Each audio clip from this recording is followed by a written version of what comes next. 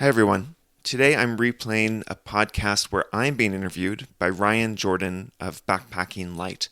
Ryan reached out to me after listening to the podcast, wanted to interview me about the book, and it went really well.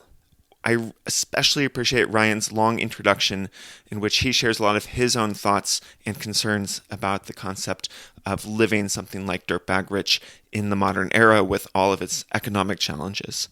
So without further ado, here's Ryan. Welcome to the Backpacking Light podcast, where we investigate the intersection of science and technology, gear design, and wilderness experience to help you develop a deep foundation of true backcountry expertise. In today's episode, I'm exploring the idea around dirtbag-rich with my guest, Blake Boles. Look for me in the mountains where walking has a way of pulling you to your peace of mind every day.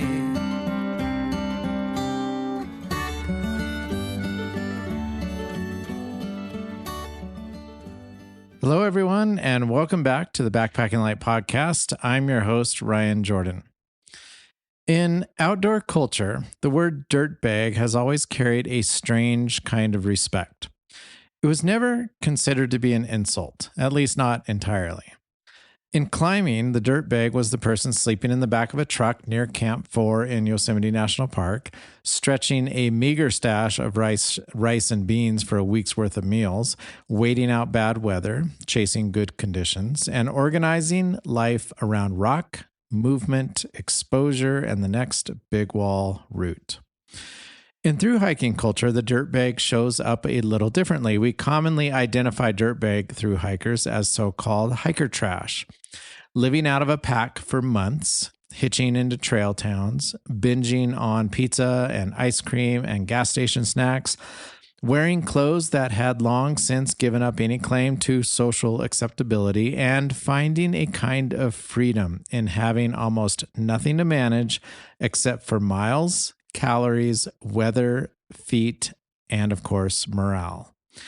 And in the broader outdoor world, beyond climbing and thru hiking, the dirtbag has often been the person who chooses proximity to outdoor adventure over proximity to prestige and wealth. Dirtbags move to the mountain town even if the wages are low. Dirtbags take seasonal work because it leaves room for winter skiing and summer guiding and fall climbing or a long distance trail. And dirtbags live in small spaces, shared houses, vans, cabins, tents, and sometimes on the edge of financial uncertainty.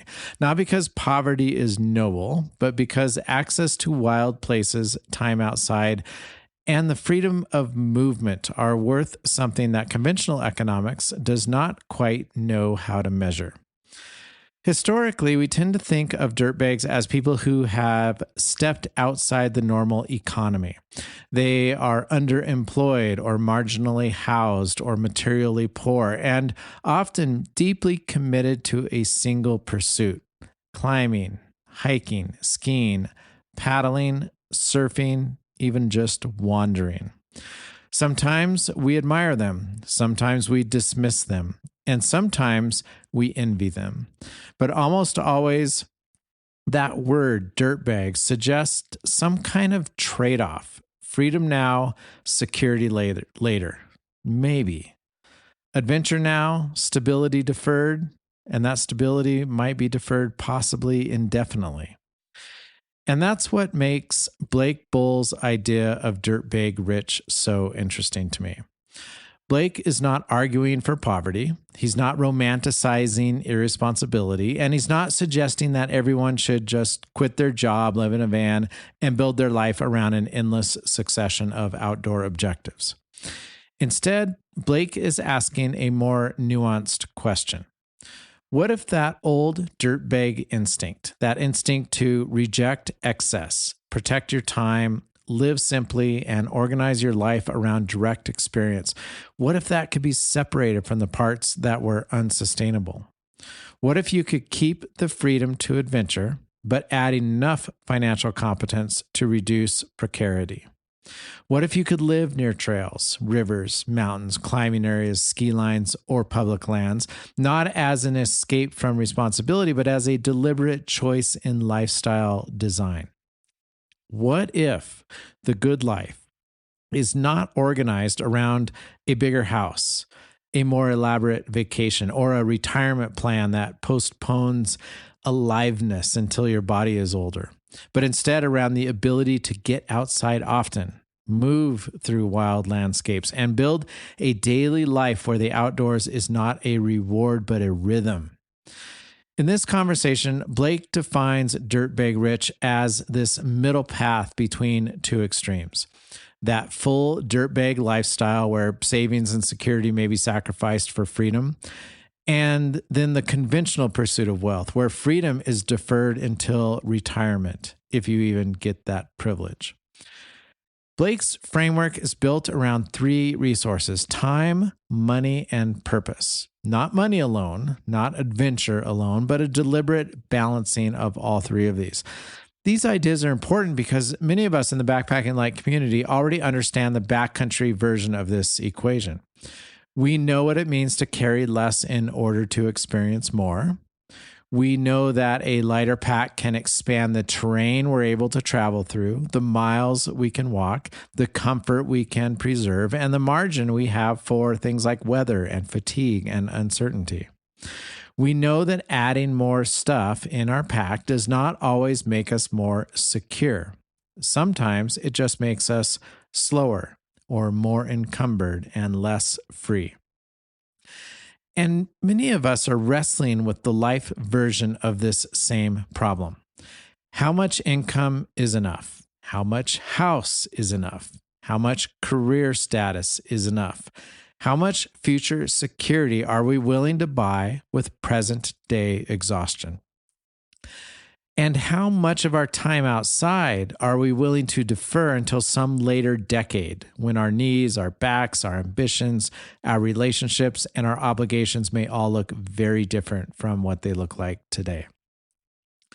For a lot of people in our community, the dream life is not necessarily one of extravagance. It's not about luxury travel or status or all the accoutrements that come with pursuing quote unquote success. Instead, it's a life with more trailheads in it, more mornings spent outdoors, more midweek hiking, more nights under a tarp, or more long walks without an inbox waiting at the end of every mile, or more time in an outdoorsy town where people understand why you check the weather report before your calendar appointments when you wake up in the morning. Or maybe it's more freedom to disappear for a week or a month or a season, not to escape life, but to participate in it more directly and differently. That's the deeper storyline in today's episode. Blake and I are going to talk about work, money, housing, relationships, aging, risk, and the cultural expectations that we inherit from previous generations. But underneath all of this is a question that will feel familiar to anyone who has ever looked at a gear list and asked what they can leave behind. What are you carrying because it genuinely serves the life you want? And what are you carrying because someone else told you it was necessary? Now, this is not a conversation about rejecting ambition. It is not a manifesto against work or asset ownership or planning or responsibility. But it is a conversation about choosing your responsibilities carefully. It is about asking whether the life you are building is actually giving you the freedom and purpose and relationships and outdoor experiences that you say you value. And it is about whether the historical dirtbag model, flawed, romanticized, and sometimes unsustainable as it was, whether or not that still contains a useful lesson for us. And that lesson is live with less, protect your time, stay close to the places that make you feel alive, and don't wait until retirement to start living your life as if time outside actually matters to you. Here's my conversation with Blake Boles, author of Dirtbag-Rich. Enjoy.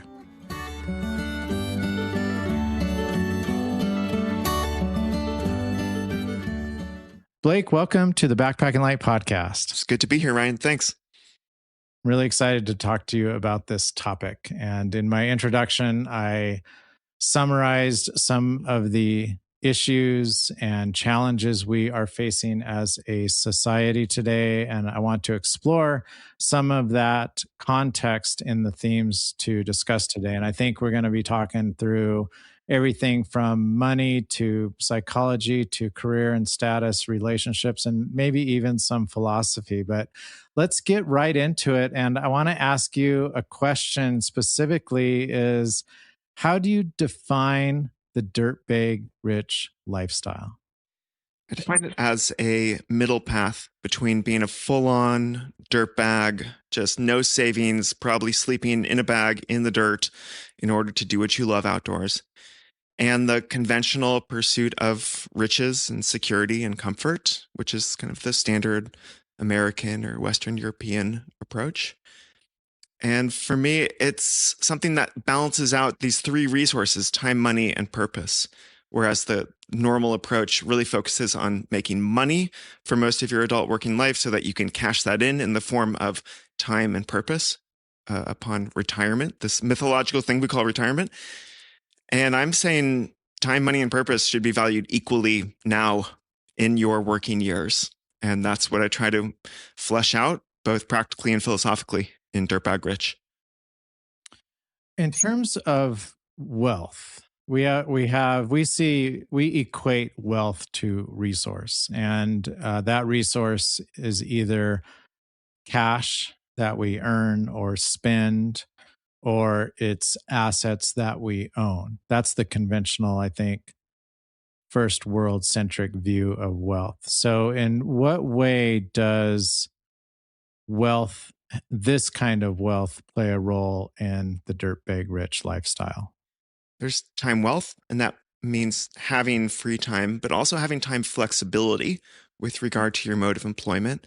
And for me, the test of that is the sunny Wednesday test, which is if it's a particularly nice Wednesday and you want to go outside and you want to hike or run or ski or cycle or backpack or paddle, can you do that? Are you flexible enough to take advantage of these chance opportunities? But it also means wealthy in terms of not hating what you do each day to make money, or not even hating, that's kind of strong, just mildly resenting what you do for money each day, which I think is much more commonplace.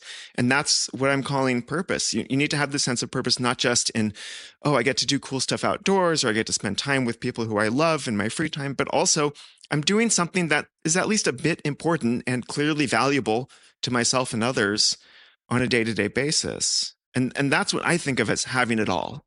It's like doing a job that makes you a sufficient amount of income and is doing work that is somehow good in the world, or at least not harmful to the world, and then leaving you with enough free time and flexibility to do all this other stuff. That's it. You shouldn't wait until you're 65 to be able to do that.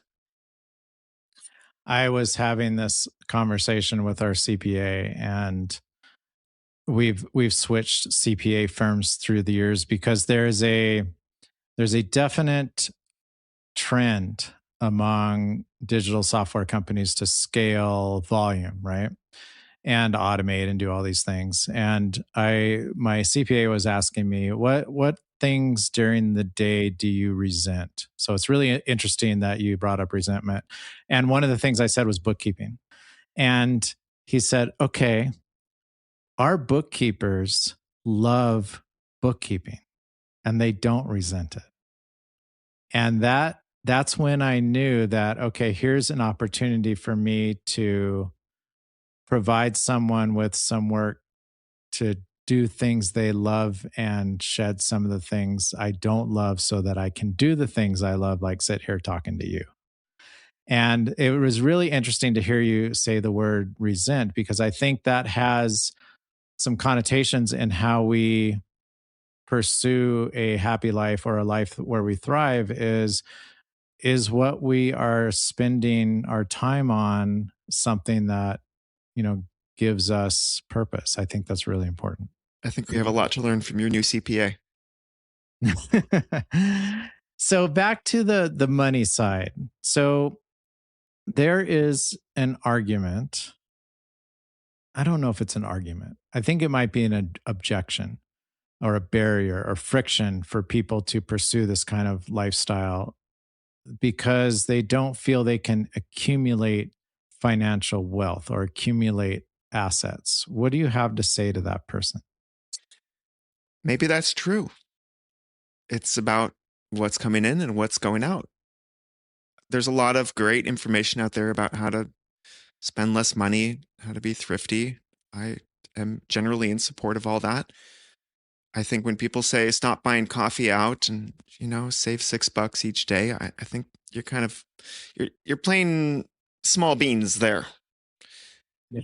And for me, the bigger question is how can you create something much better on the income side, on the employment side, whether you are conventionally employed or you're self-employed. And that's a big focus of the book. And I researched not just abstractly or theoretically, I interviewed a bunch of people for this book who are living this dirtbag-rich lifestyle, some of whom are conventionally employed. They work for healthcare systems, or they work for public schools, or they work for some big companies, and others who are more what you would consider radical entrepreneurs who really have direct control over their time and work and their deliverables and their flexibility. I think that's the more interesting and important part to focus on, because although the subtitle of the book is High Freedom, Low Income, Deep Purpose, the low income part is a little bit duplicitous, because what I really advocate for is finding a way to make a good amount of money in a short period of time, and then just to not work full time, to work something closer to half time or maybe 15 hours a week averaged over the year, which is what the famous economist John Maynard Keynes said we would all be doing by the year 2030, because we'd all be so much richer. And we are richer, but we're not doing that. So I do think it can be a challenge to accumulate assets, but this is all relative to the standards and the expectations that you set for yourself. And if you're just looking around at your peer group and looking at how much they spend and how big their houses are and what their cars look like and the kind of vacations they take and the kind of meals they eat, then yeah, I would say it's very hard to accumulate wealth in modern day North America if you're trying to live that way and you're not willing to ignore a large amount of that and make some trade-offs. I try to be really clear in the book about the trade-offs that you're going to make in terms of wealth accumulation, in terms of relationships and community, and in terms of what your friends and family might think of you. It's difficult. But I personally, Brian, do not feel like I need a multi-thousand square foot house in order to feel like I have dignity or comfort or security. I feel like I can eat fairly basic food. I don't feel like I need to go on fancy vacations. I do want to have a lot of time to be traveling or in the outdoors and doing activities that require a lot of physical effort, but not a lot of money once you have the basic gear accumulated. Just like backpacking requires essentially no money aside from a fuel canister and some Annie's mac and cheese boxes, if you're me, once you're actually out there. And so it's the social challenge and the relational challenge of navigating other people's expectations, what you consider to be a minimum floor for the good life, what you consider necessary for long-term financial security, your obligations to other people in your life, whether those are family members or friends or people who are dependent upon you. It's a very complicated dance. There's no one prescription for everyone, but I think you can become wealthy. You just can't become American traditional wealthy going this way. You can become all these other kinds of wealthy, time wealthy, purpose wealthy, adventure wealthy. And for me, that's enough. Have you always believed this, or were there defining moments or phases in your life that led you to this? I probably always believed some version of this, but reading some books early in my 20s really helped. And going through a pretty severe quarter life crisis right around 25 helped. I mean, it was necessary. I described that in the book. It involves running away to South America and some reckoning and realizing that I really need to work for myself and not put my faith in employers. anymore. That was right around age 25. That's when I started my travel company for teenagers called Unschooled Ventures. That's how I've been making money, by working really intensively for a few weeks or a few months at a time, and then having genuine free time for multiple months after that, and having saved up enough money to not have to work for those months. And then also dedicating a lot of my time to writing, and I make a little bit of money from writing, but really it's chump change. You bet. Labor of love. Yeah, it is. It is. I would do it even if I won the lottery tomorrow. Right. I think from talking to most people who make a living writing, they're doing what they would do even if they didn't make money. I think that's the writer's heart, because we all have this desire to educate or tell stories or share experiences. And that is definitely a labor of love that you can't put a price tag on. Yeah. Although if you're cranking out romance novels on Kindle, you might be able to put a price tag on it. That's not my genre. When you're a thru-hiker, right? No. I mean, the longest thru-hike I've done is the Tahoe Rim Trail or the Bay Area Ridge Trail. I mean, these are multi-week hikes, not multi-month hikes.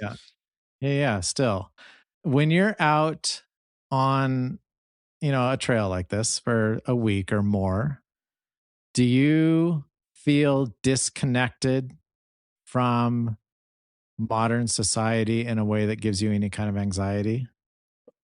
Those two trails that I mentioned are not disconnected. They have high-speed mobile data. I'm thinking of doing the Sierra High Route, for example, back in 2017. Yeah, I was disconnected then. And we were going to resupply in Mammoth Lakes, and I didn't feel disconnected. I thought I can be away from civilization for a week, but that's probably as long as I'm going to be away from civilization these days. I'm a thoroughly online creature. I've always been. I was the 13-year-old calling my cable company when I was growing up in suburban Bakersfield, California in the 90s, and being like, when are you getting cable internet? And they're like, what's cable internet? And I'm like, oh, come on, you guys. So I like modernity. I'm not trying to be off grid. I'm not a prepper in any way. Not trying to go that far away from civilization.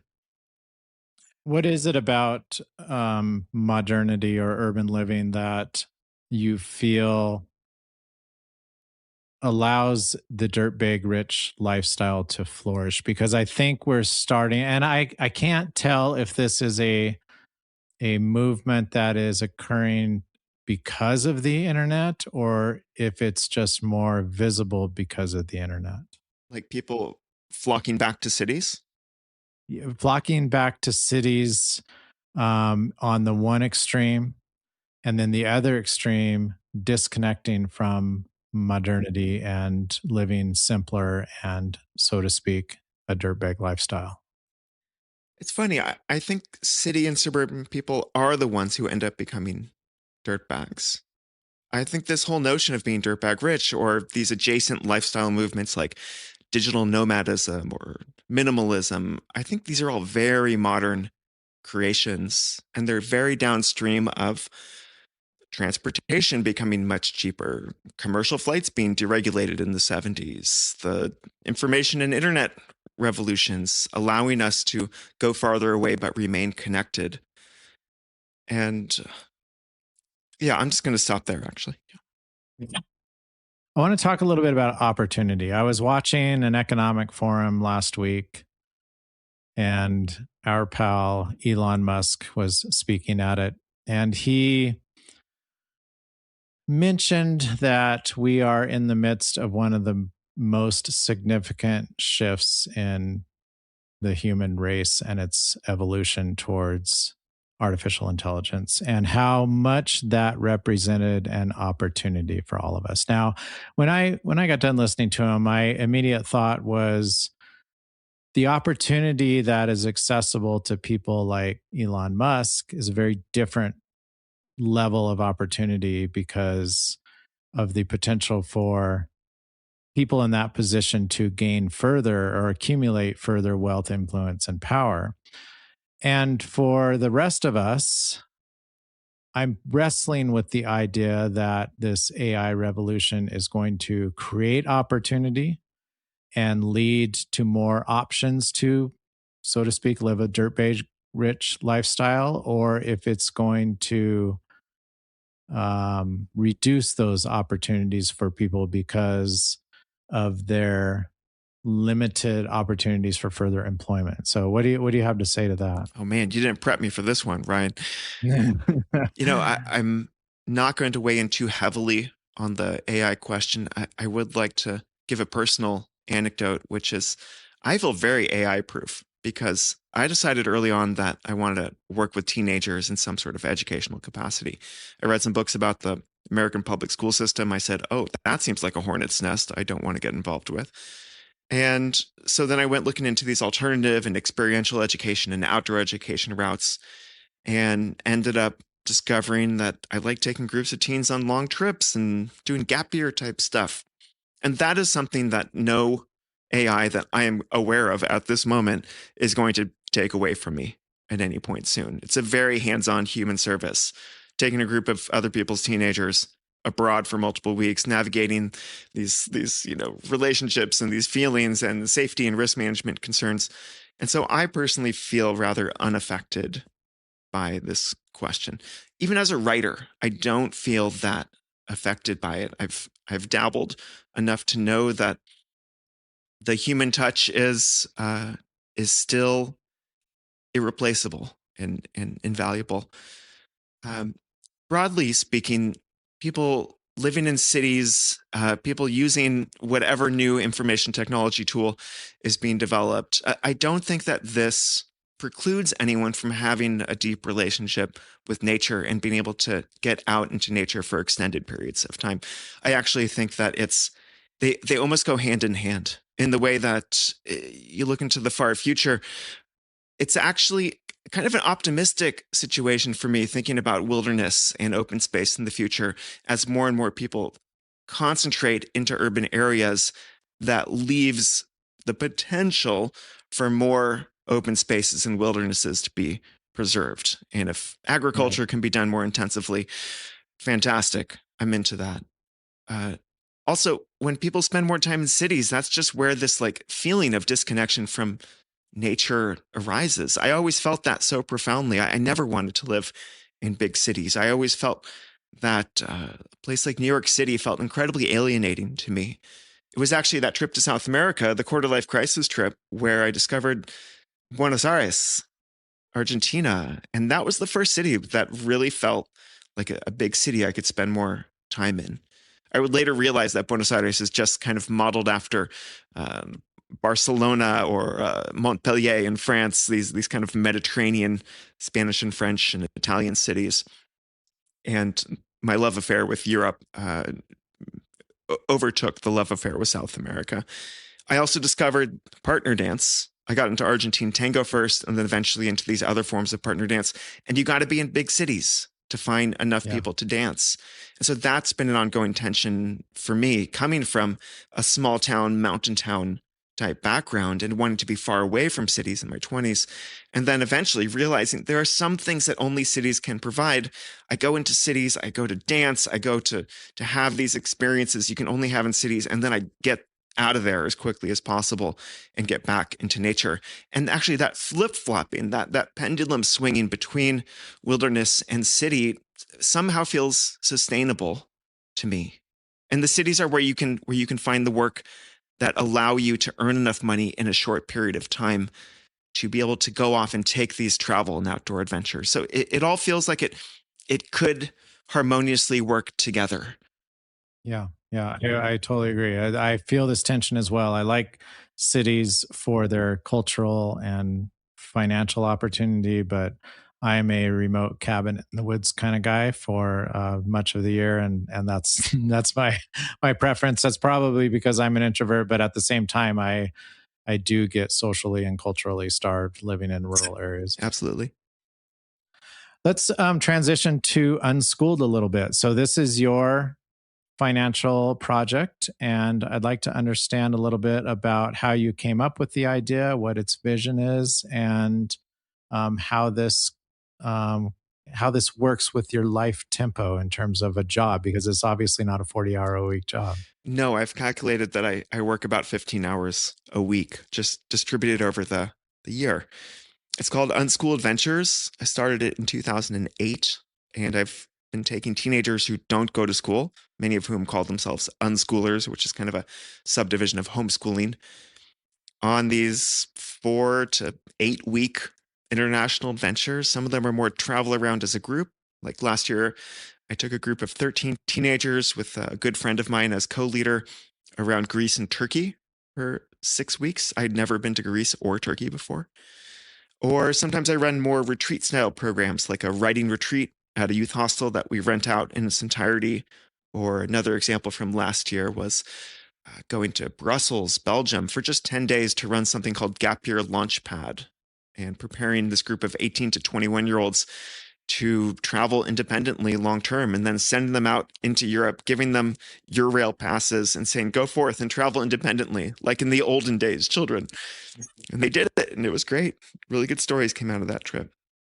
Crucially, I don't run the same trip twice. Every now and then I might, but for the most part, no, because I need to feel a sense of newness and challenge when I run these trips also. If I was just running the New Zealand trip every other year and we worked with the same providers and we did the same stuff every time, I would quickly get bored of that. And so when I talk about purpose, this is a form of purpose for me also. Like, it needs to feel fresh. I need to feel challenged.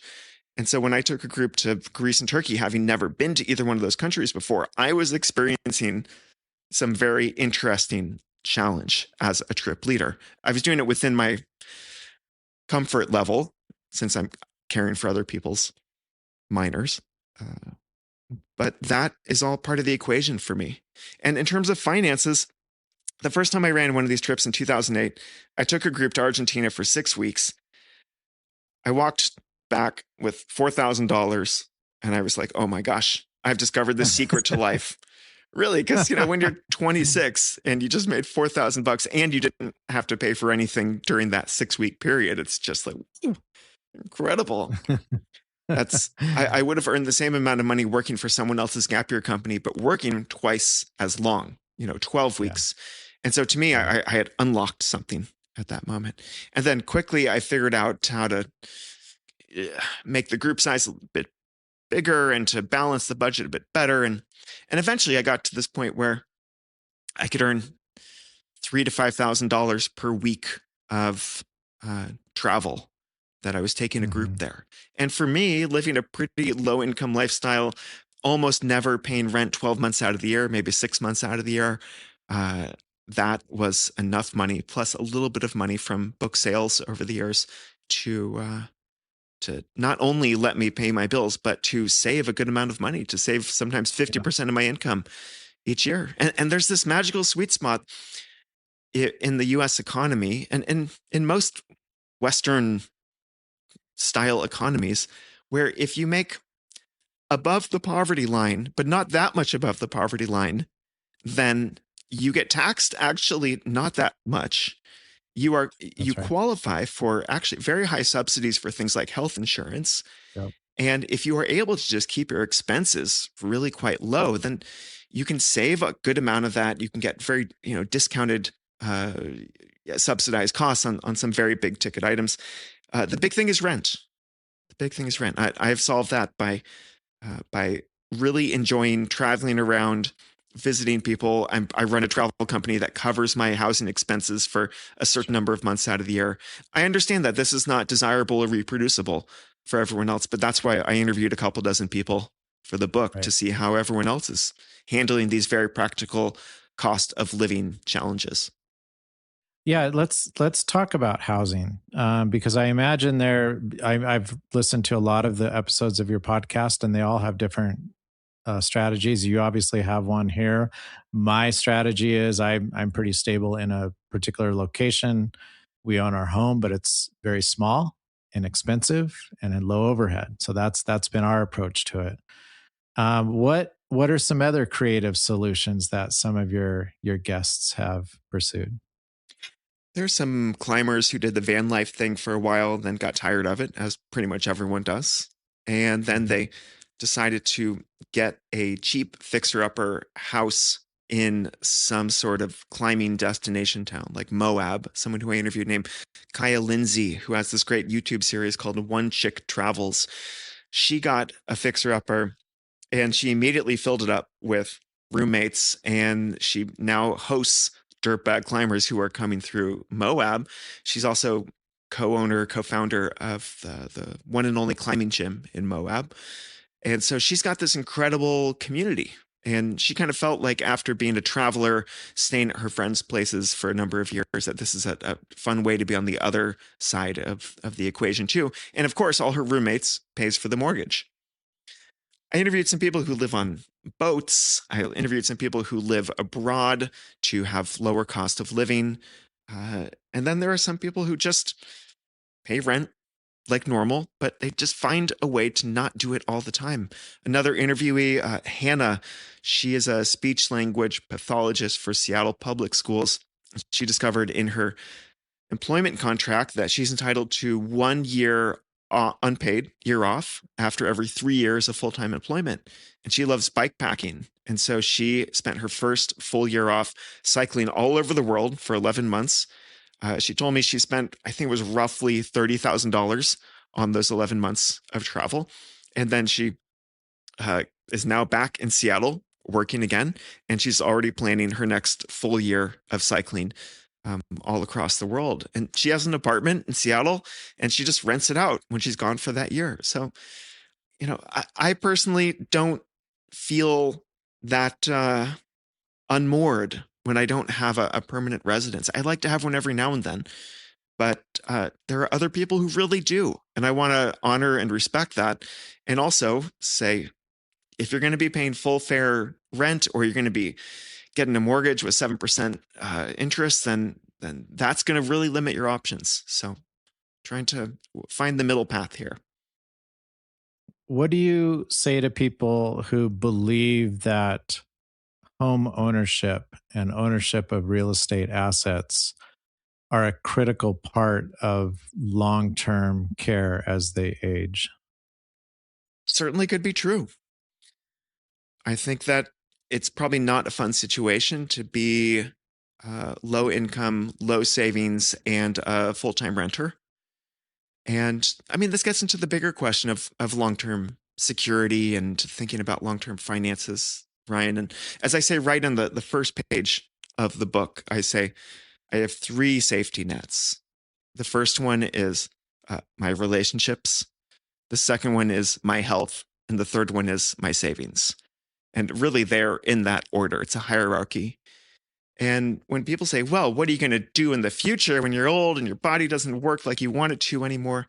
I say, first of all, I have a whole section in the book about that. Thank you very much.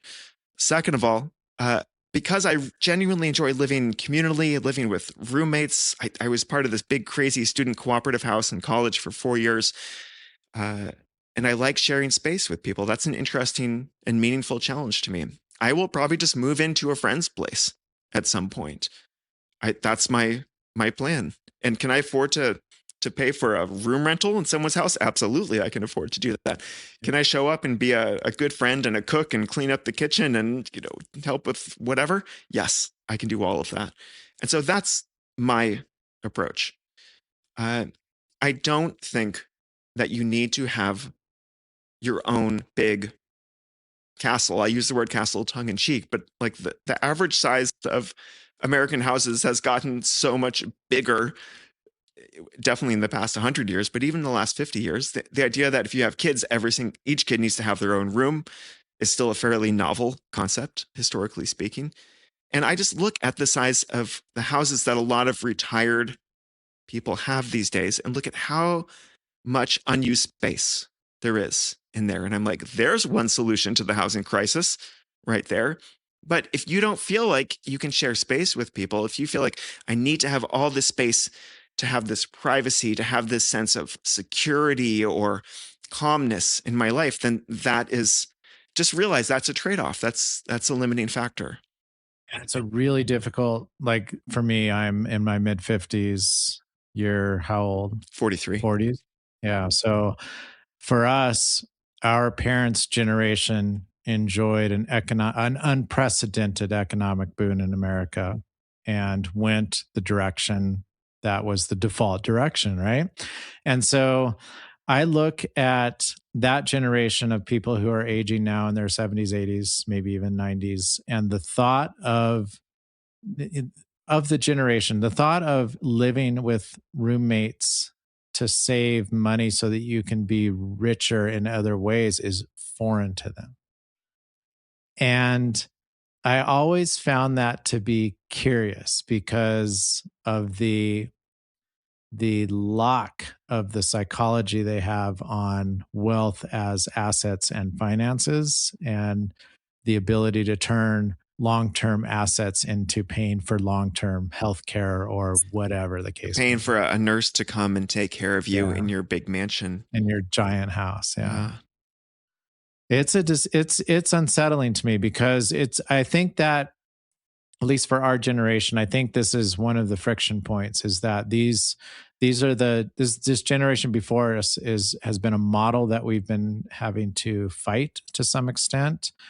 And my peers who are my age, who grew up like this, they're for the most part inheriting the beliefs of their parents and the practices of their parents, and the idea of large houses becoming, graduating to a larger house as you grow older, or graduating to more elaborate vacations, bucket list vacations as you grow older, and all these things. And I'm kind of with you. Someone asked me at a dinner, social dinner several months ago, what's your idea of a bucket list? Where do you want to go for your bucket list vacation? And of course, they were throwing out things like, Italy or, something exotic, right? That is very recognizable. And my wife and I looked at each other after the dinner and we're like, well, we really like to go to Ouray, Colorado, which is, just a couple hours from our house because we've never been there. And it's like, there's some appeal to not desiring some of these things that are going to drain our bank account by $10,000 or $20,000, so that we can do more, right? I spent the last 2.5 years in Western Europe, kind of all over the place, doing a lot of dancing, some cycling, made a lot of friends through dance. And I saw a lot of Americans and Canadians, and Australians on vacation there. And they're riding e-bikes along the Danube near Vienna. They're in all the hotspot cities and, Spain and France. And I, with all due respect to people who have worked their butts off in order to earn these vacations, I don't envy trying to experience Europe at age 65 or 70. Yeah. I want to be hiking the Camino de Santiago routes now. Yeah, right. Yeah. And one other thing that you just made me think of, Ryan, is this: we have this whole public discussion about the loneliness epidemic. There's the male loneliness epidemic. There's the institutionalized elderly people epidemic. You have people who are in their 40s and 50s worried about how they're going to pay for housing and community and care for their aging parents. And this is all premised on this idea of like extreme privacy, like privacy as dignity. Yeah. And maybe there are deep historical reasons for this. Maybe we've just all collectively forgotten about what it's like to be growing up in the 1920s and having 3 generations under one household. And, grandpa has some hacking cough and, there's 5 kids, and maybe that was a nightmare. And that's why everyone moved towards more space, more privacy, and we need more money to do all of that. But it just seems like there is a solution here to the loneliness challenge, the housing challenge, the cost of living challenge. And I don't feel that extreme in saying that yes, you can do more people than initially believe can do this dirtbag-rich thing. They can travel and do outdoor stuff now without focusing so hard on making so much money so they can have multiple millions of dollars for their retirement and not be completely screwing themselves over. later on in life. I can't prove this to you, Right. but I'm seeing the writing on the wall here, and that's what inspired the book. Yeah. And I think if you look at prevailing economic indicators and things like wealth distribution and whatnot, we're going to see more people who are going to not have the opportunities that our parents did. And so, are they going to be forced into simpler living or multi-generational living with their feet, kicking and screaming? Or is this going to be an opportunity to cement some cultural value in our society again? That's a great question.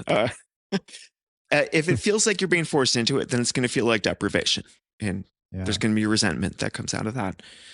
This is why I'm a big fan of encouraging people who are really soul searching in their 20s and 30s to try to get as far off the conveyor belt as they can. It doesn't mean you have to go full dirtbag. It doesn't mean you have to go full off-grid cabin in the woods. It just means that you need to like say no to the raise that happens to come with these obligations to be on your phone 24 hours a day, 7 days a week, and respond to any crisis that comes up.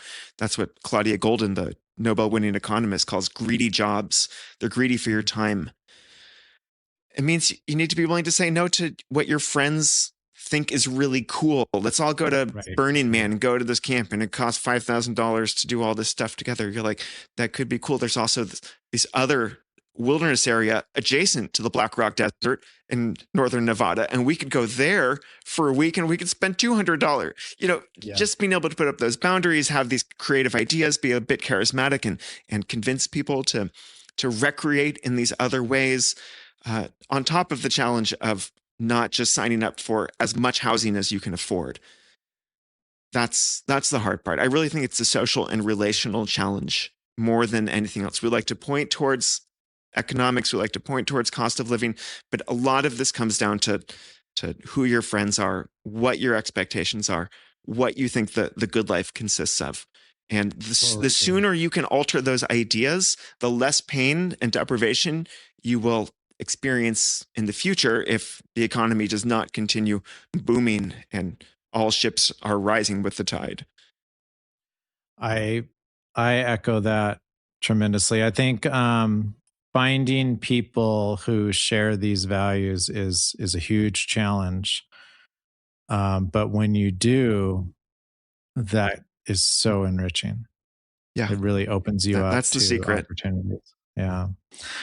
How should someone think about, especially career professionals, is there a risk for them in living this kind of lifestyle to closing down career capital or reducing their career competency or their future options? Yes, absolutely. Yeah. Yeah, the risk is real. And I think that depending on which field you're in, there is a minimum initial investment that's probably necessary to build up your competency and your credibility before you can transition away from the expected full-time work and into something that's more part-time but still well paid, something that, like becoming a consultant is the stereotypical example. Yeah. But the messy reality is that it's really hard to be a lawyer and not work 100%. It's really hard to be a doctor and not work 100%. There's a lot of nurses who do work much less than 100%. That seems to be this magical career path for dirtbags who want to be paid well and still have a lot of flexibility. I interviewed quite a few nurses. But we are fighting against very serious cultural tides where the higher paid jobs are not easily flexible with their percentage commitment. Either you're all in or you're out. And so you have to be pretty darn creative and pretty darn entrepreneurial if you're going to work in a more classic field, but try to not work part-time, to defend your time, to defend your sense of purpose, to be able to do all these other things now instead of in the mythological age of retirement. A lot of people are self-employed who I interviewed, but not all of them. There's still a lot of people who are working in pretty darn conventional fields. It's a bigger window of opportunity than a lot of people think. Yeah, for sure. What criticisms have you faced in this journey? Either direct criticisms of your lifestyle specifically, or some criticisms you may have heard others levy on your guests? I'm actually looking for more criticisms. I find criticism invigorating, and I love having these ideas challenged. I think the biggest kind of gut reaction is like, this is for privileged people.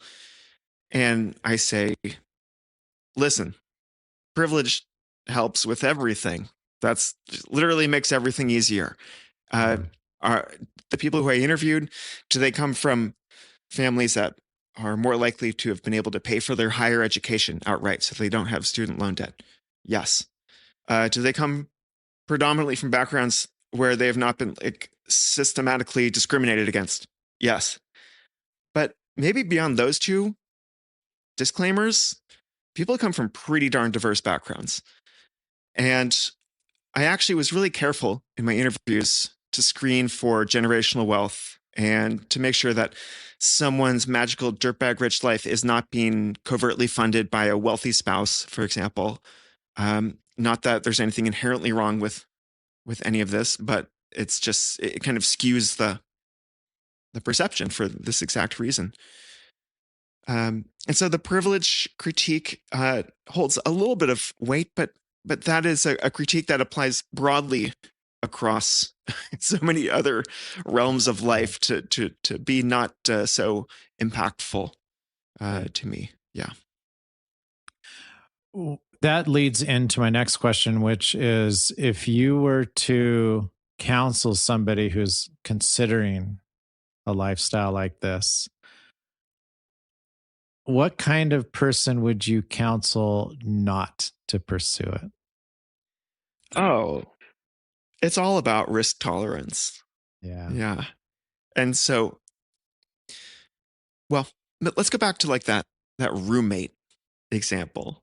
Like, if you feel that being in any way interdependent with other people in the way that like roommates who are living together so they can be in a nice house or apartment in a nice part of a city, but they have to deal with each other's messiness in the kitchen, in the bathroom, or, you know, who's going to do what this week. If you feel like that's just totally antithetical to your values or your sense of comfort, then that's probably a sign you shouldn't head too far down this dirtbag-rich path. Also, I've interviewed people who live by themselves or live with their spouses, and they do enjoy that privacy. So I'm not going to say that's a red line either. Right. I think a certain amount of entrepreneurial risk tolerance is mandatory. You need to be able to negotiate with an employer, negotiate with a boss, advocate for your needs in terms of time flexibility, in terms of not being asked to be available all the time. And maybe this is a bit more of an existential level one here, Brian, but like, you need to know what you actually want to. When you are asked this thought experiment, what would you do if you had $10 million in the bank all of a sudden? You need to have more than these superficial level, like bucket list, I'll go to Italy and eat pizza answers. And I think that's what people in the thru-hiker community, just to choose one example, are pretty clear about. I don't think they have all the answers. It's like, okay, now you did the Triple Crown and you hiked the Te Awaroa. What's next? Yeah. And there's still, again, the relational aspect. There's a lot more to say. I'm going to stop there. Yeah. I've had these conversations with thru-hikers, and they run all over the map, but there is a prevailing assumption in the thru-hiking community that the answer to what's next is whatever the next long distance trail is, because that they feel good on the trail and they don't feel good when they're not on the trail, and things are uncertain and full of adversity, and they're unpredictable, and we are in a different time that makes living in modern society more challenging financially, politically, etc. So I can empathize with the desire to plan the next thing. But my perception in the through hiking community is that they eventually, I don't want to say grow out of it. They move on from the lifestyle at some point, because I think, like van life, it gets fatiguing, cognitively, emotionally, just trying to figure everything out all the time. And so the appeal of the lifestyle that you promote, which really resonates with me, is that it is very intentional. It is one that depends on being content with less. I think that gives you way more opportunity. I think the minimalism movement is nothing but good, as long as it doesn't turn into another, uh, privileged entitlement culture, which it does do that sometimes. And so the idea that we can thrive with less stress is really, really appealing to me. And but again, going back to the why is, can we be more giving with our time? Can we have more meaningful relationships? Can we experience life in a more meaningful way? Going back to your purpose statement, and to me, that's the biggest challenge with any kind of lifestyle engineering, whether it's a dirtbag lifestyle or you're a career professional who works in, the 40th floor of a building in downtown Denver. I don't know that matters as much as your acceptance of the risks of both, and acknowledgement that there's challenges with both of these Yeah. things. Yeah. And the time aspect is when I really like to stress, because whether you are the busy working professional in the skyscraper, or you are the dirtbag van lifer, at least for a while. I mean, what happens when someone who you care about needs you? Let's say you have a parent or a family member who falls ill and needs your direct support. What happens if a best friend is having a crisis? Like, being able to show up in those kinds of moments, I think that's an ultimate form of wealth. That's an ultimate privilege, to be able to play that role in someone else's life.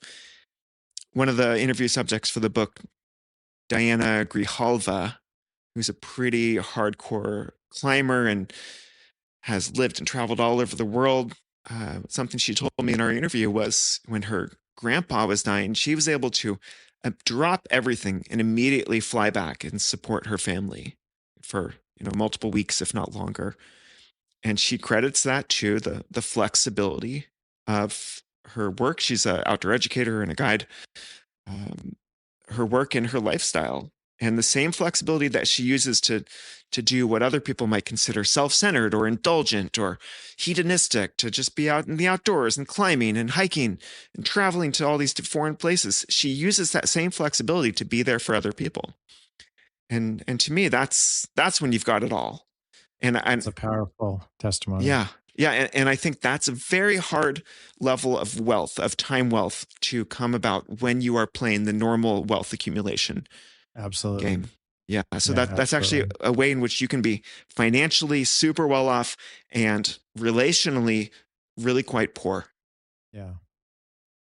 We'll close up. We'll wrap this up, but I want to ask you, what are the biggest challenges you personally are facing in this lifestyle right now? And what are you working through? How much time do you have, Ryan? I've talked a lot about relationships, and I'll tell you, I'm really good at friendships. I'm really good at staying in touch with people. I think the romantic relationship side of things is a ever evolving, 3D game of chess.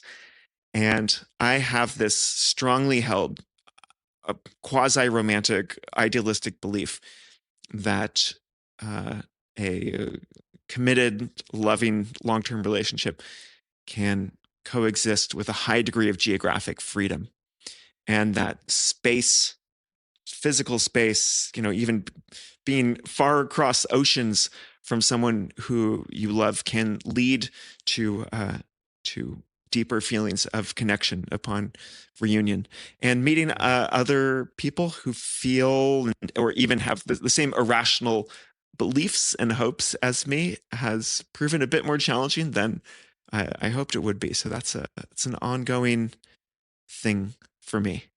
Yeah. You are fighting a cultural tide. It's hard. We're swimming up really water. Hard.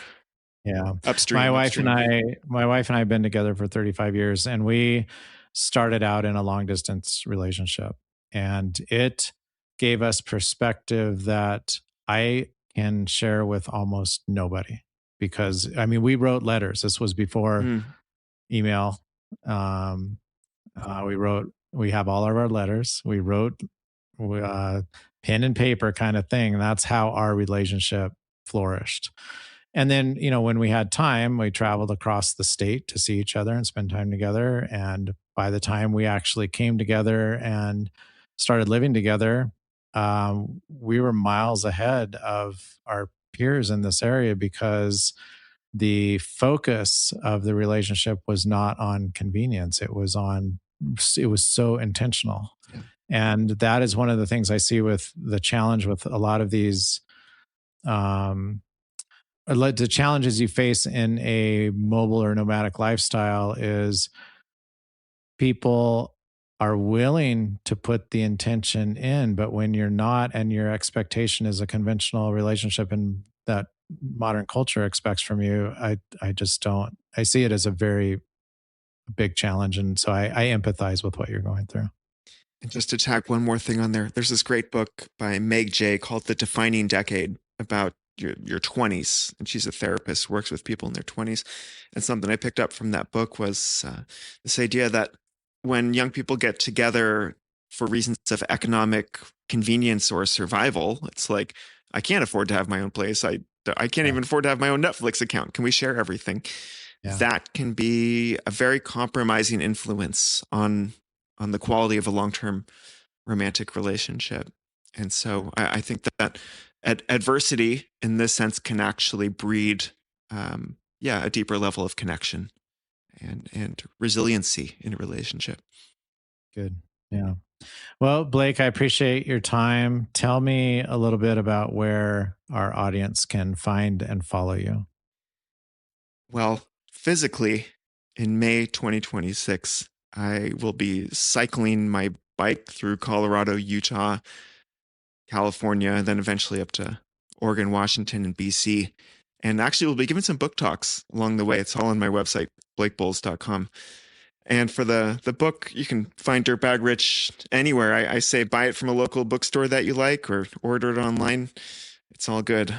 And I love hearing from readers. And so people can reach out to me again through blakeboles.com. Sounds good. Thanks for the conversation. Thanks, Ryan. It was a pleasure.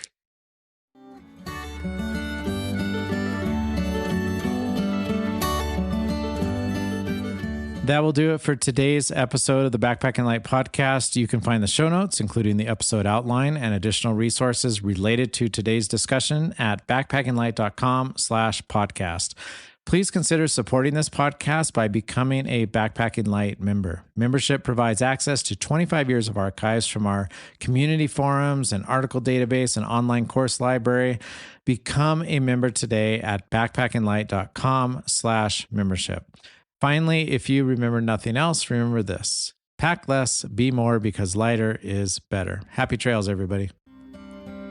So I shoulder my backpack, walk away from the car.